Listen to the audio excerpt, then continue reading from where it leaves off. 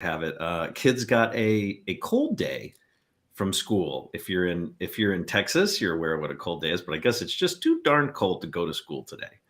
And Libby, you're almost neighbor. You're almost a neighbor to me. Yeah, not too far away. And it is 25 degrees at my house. And it was a wind chill of, 0 or something this morning. Very cold. I took my trash out and I almost died.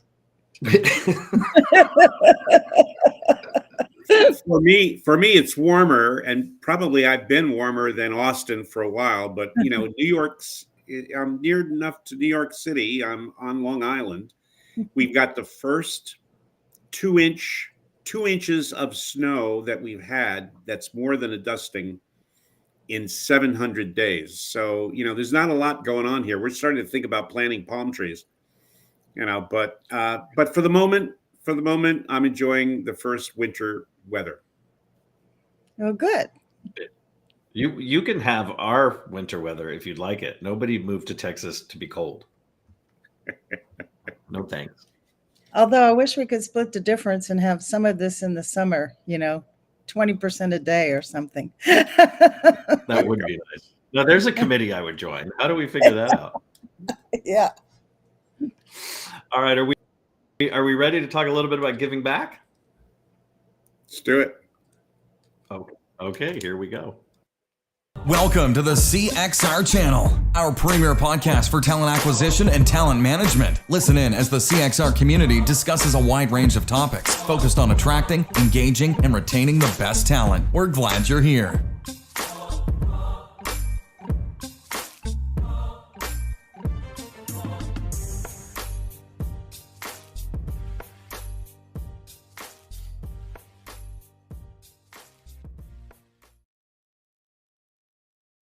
All right.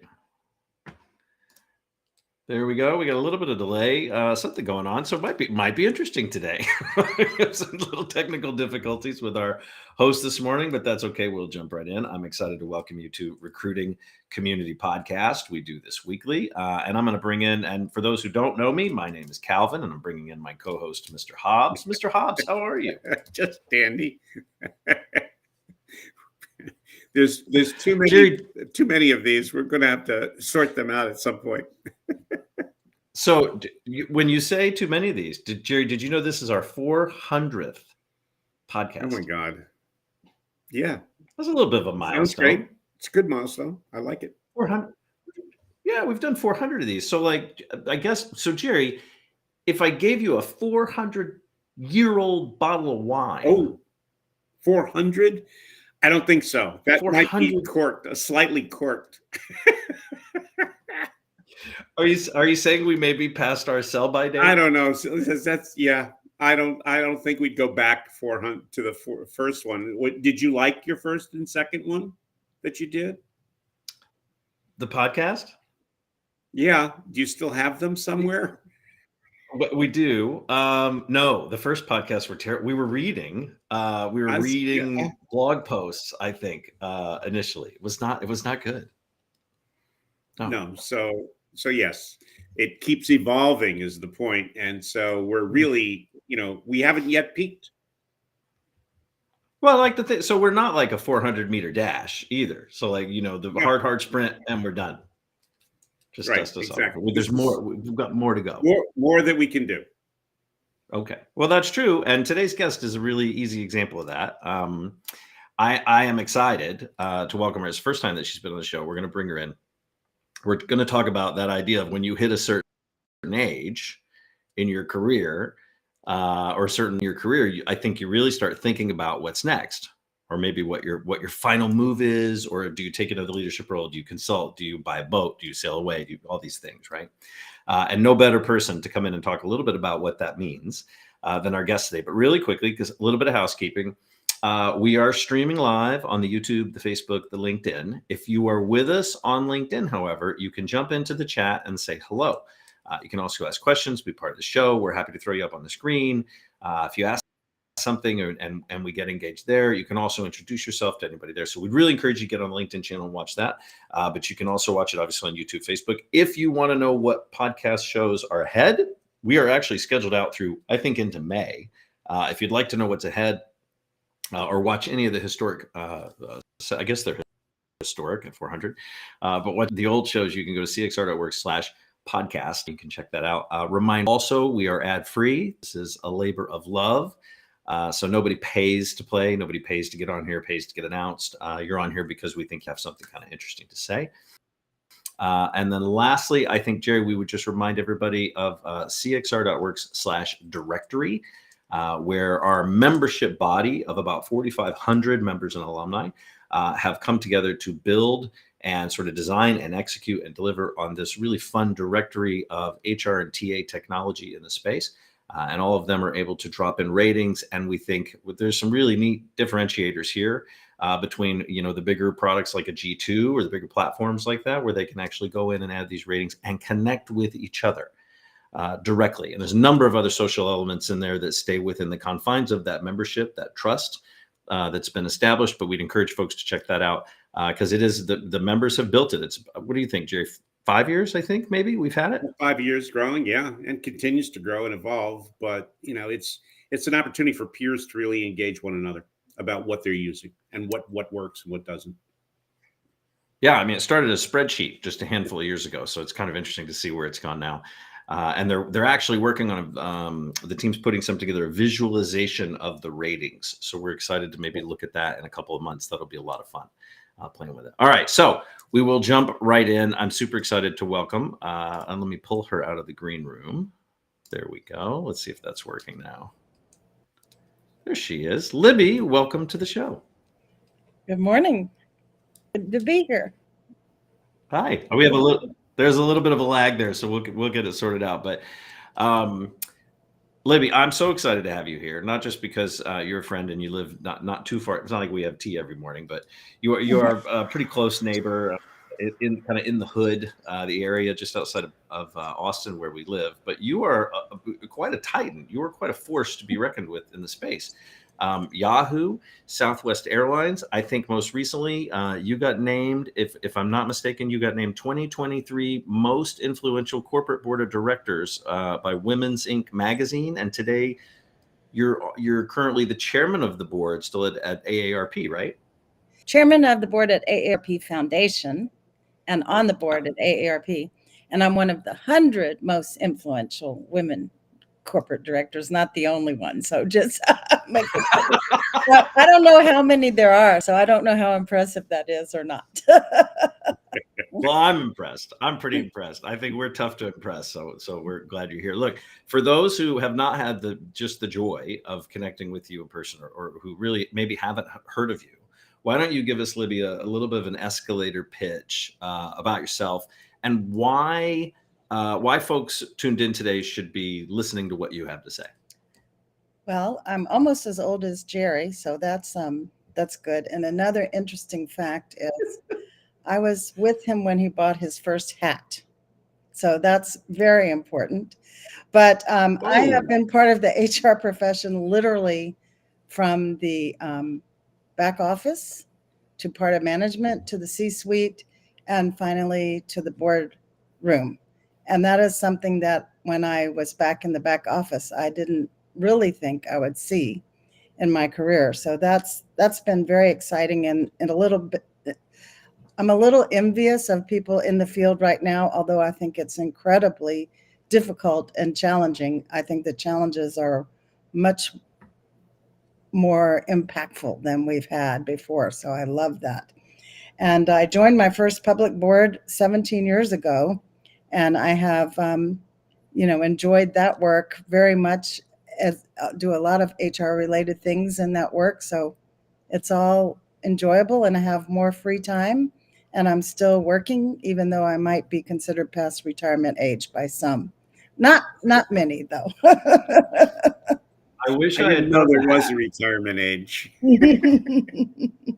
I wish I'd known the hat story, Jerry. We would have had to. I assume do you still have the hat? I do. Oh, we should have brought it in. You should have worn it. I do. I didn't think of it. It was really a fluke. We were in New Orleans for, I think, a SHRM something or other. And yep, the SHRM conference. It was lunch and Jerry said, let's walk down the street. And then he bought a hat. And never seen without a hat since.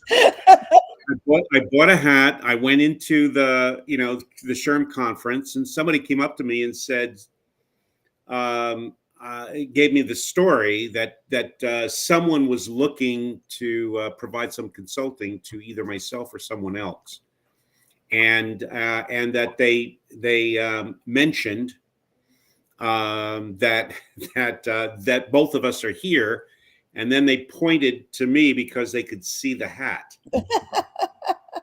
And about five minutes later, that person showed up, and I got the consulting contract. So I figured, cost of doing business. Lucky hat. Wait, or the hats or the buy-in. Like, it wouldn't be the last time someone would be looking around a conference room floor or at an event or a venue and be like, just look for the hat. You'll see the guy in the hat, and it identifies Jerry. It's become like that, right? That like an almost iconic.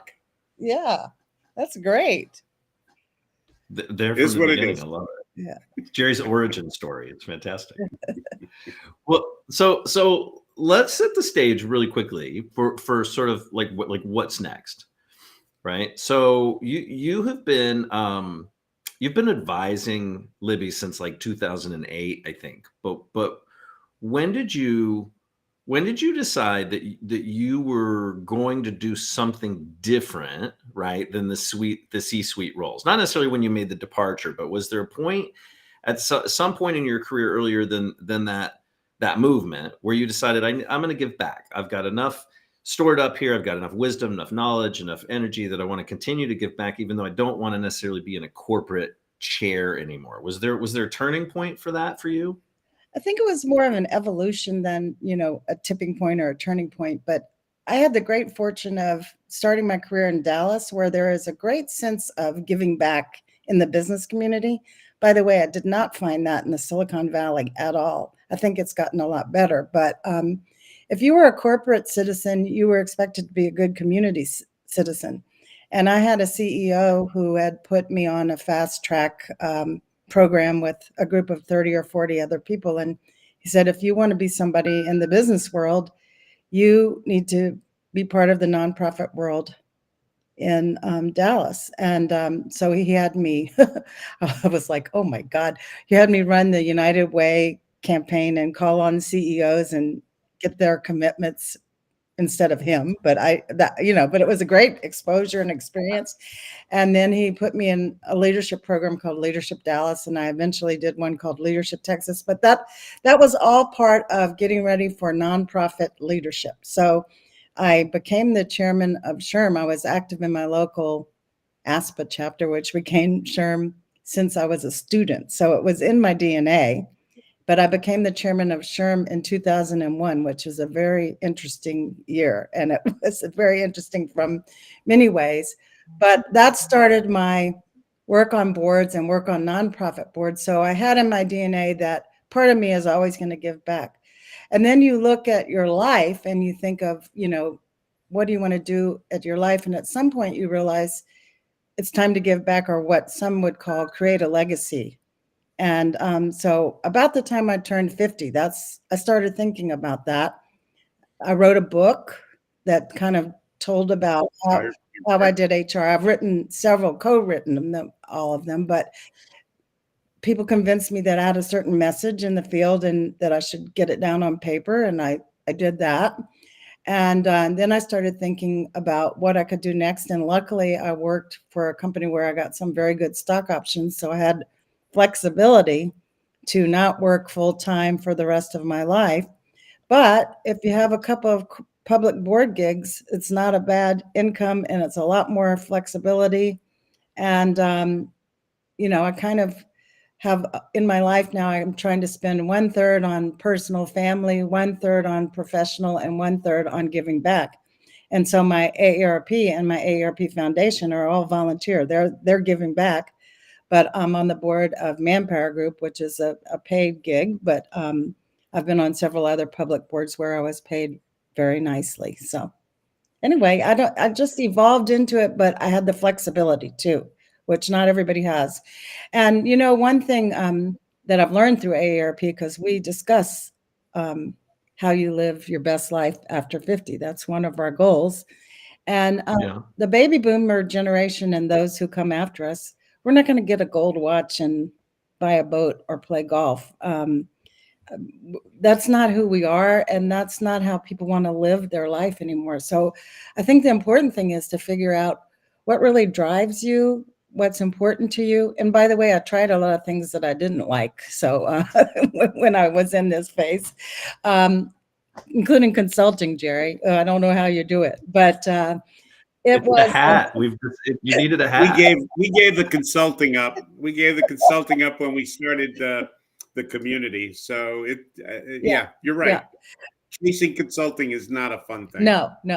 But so I think it's really about knowing your values, what you stand for, and what's important in your life, and that's been part of me. But Libby, though, the one thing that hits me over and over again too is you started early, getting involved, staying involved. I mean, because I know in the 90s I met you when you were, I guess you were chair of the comp committee or something like that, one of those. And I had just become a member of the recruiting committee, et cetera. But we met, and I recognized that, at that point you're beginning to develop a leadership role in where we go with the profession. And I think you became, for a lot of people, with that and what you were doing in Dallas. I know you had a women's group that you hung out with, and you guys would get together on occasion.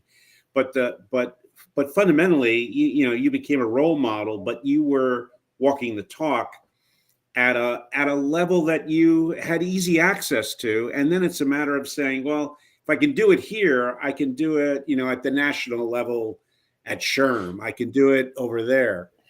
And the contrast for me, and then I'll shut up, but the contrast for me is almost every week, Chris and I will hear something from someone who's in their 50s, typically, going, I just need 10 more years doing what I'm doing. And I'm going, that's your first mistake.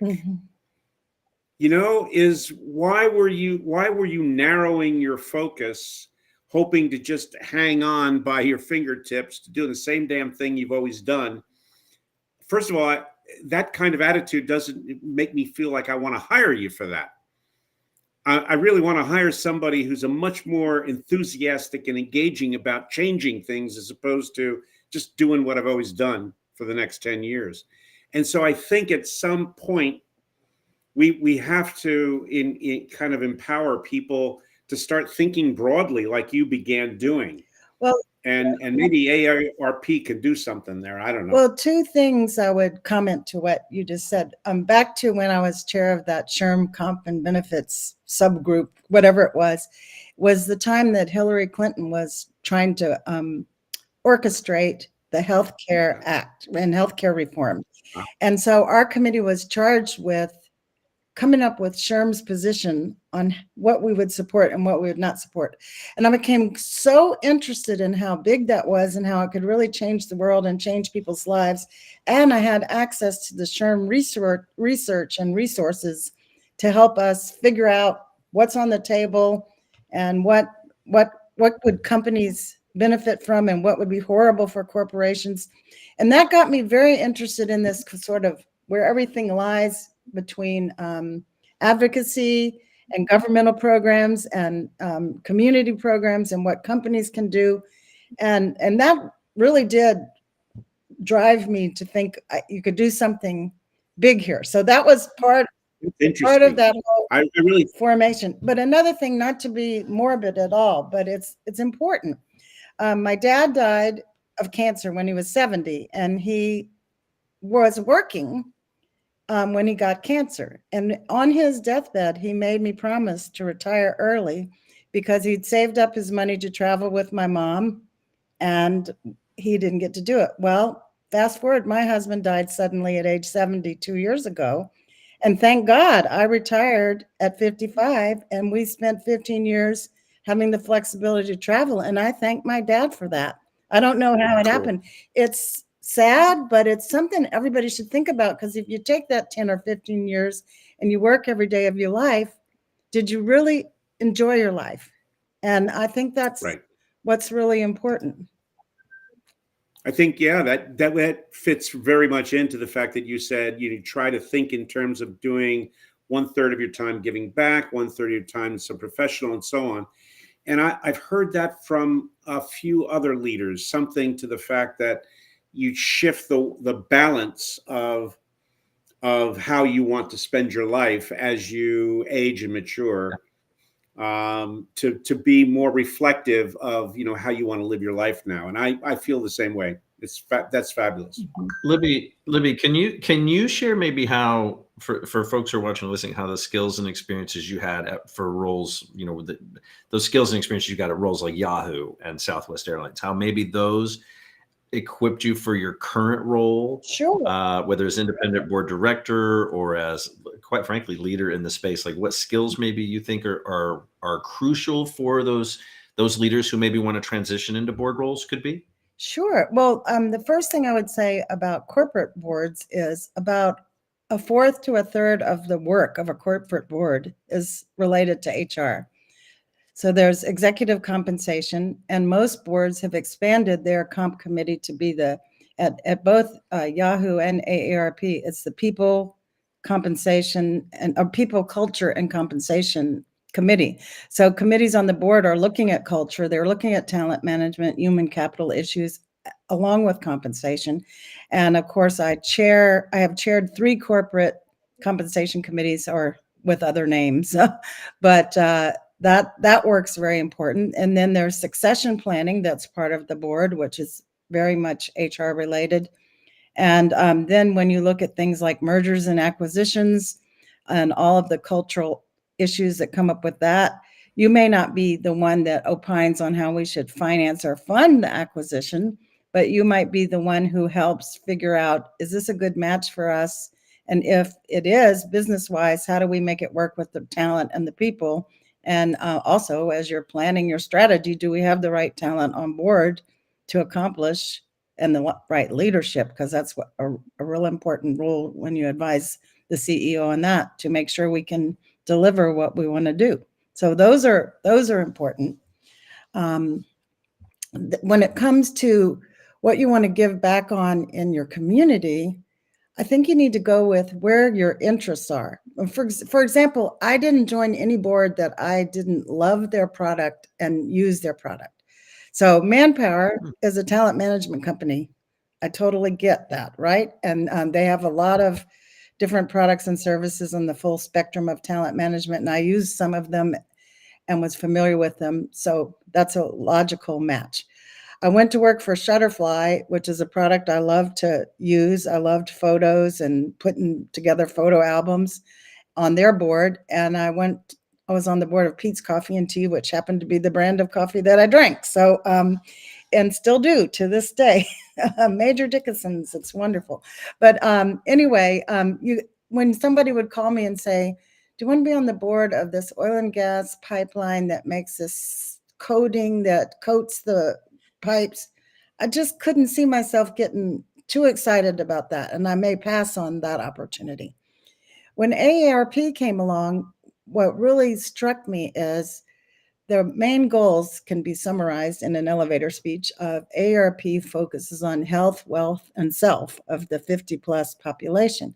Well, that's what I did in HR. I was comp and benefits, and that was health and wealth, and self was on fulfillment of your career or accomplishment in your career. And the most exciting thing for me was helping people determine their career paths and get on the right skills and background to get on the path that they wanted.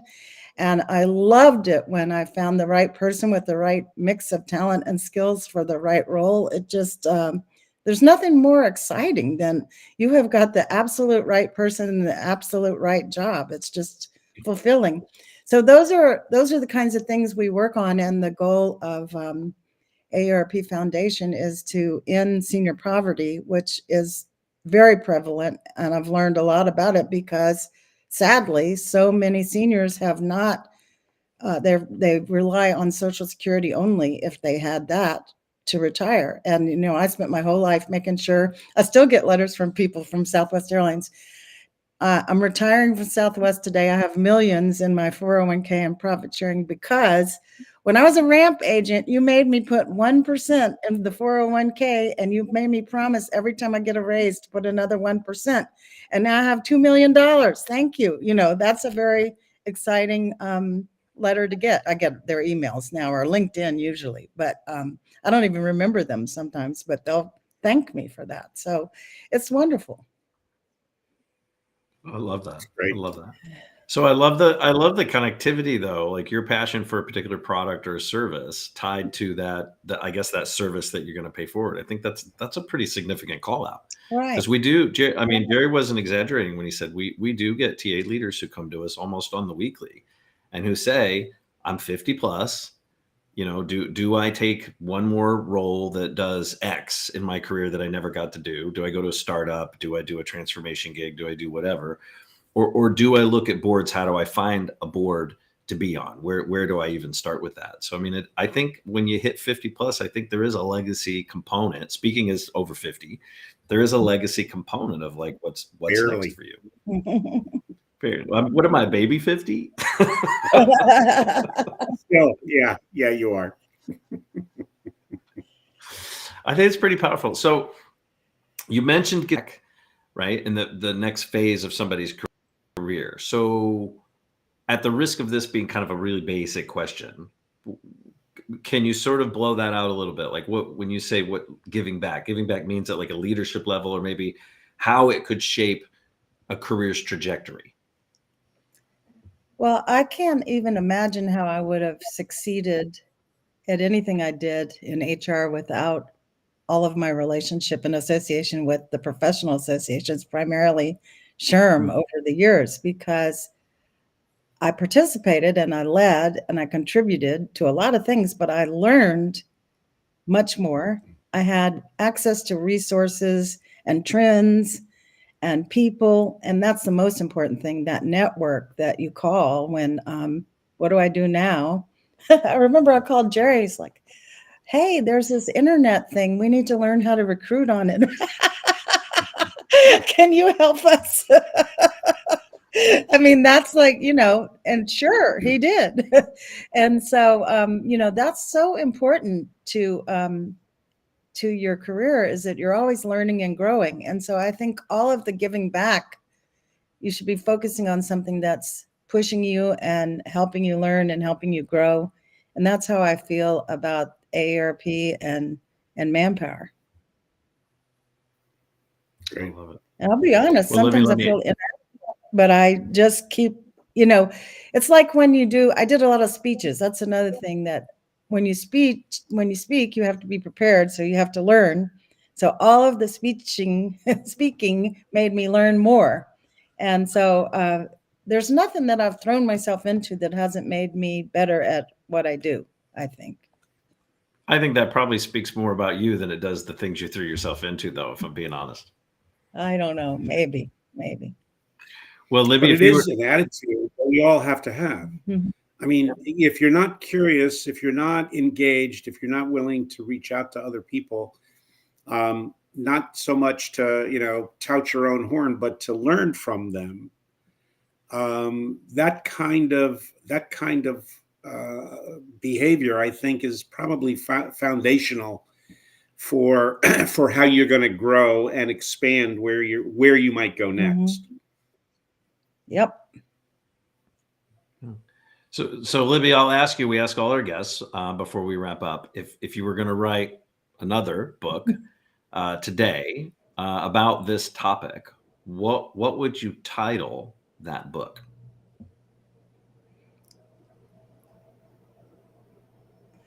Maybe A Life Well Lived. I don't know. That's the first thing that popped into my mind, but yeah. As good as any, we'll take it. So maybe that would the follow-up question. The subline and something else bigger in front of it. I don't know. It's a start. Bigger font. Look, so present company excluded. Who would get the first signed copy of your book?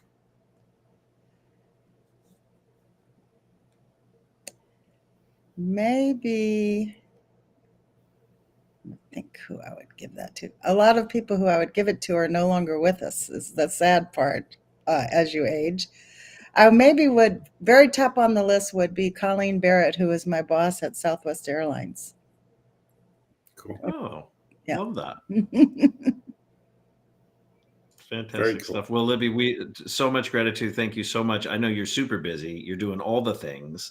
And we're just super grateful that you could make the time to join the show, give us a little bit of that wisdom.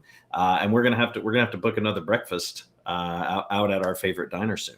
Yes, we will. That'll be fun. All right. Well, thank you very much, Libby. I'm going to put you in the green room. Don't go anywhere. Hang out until after the bumper for us, will you? Okay, I will.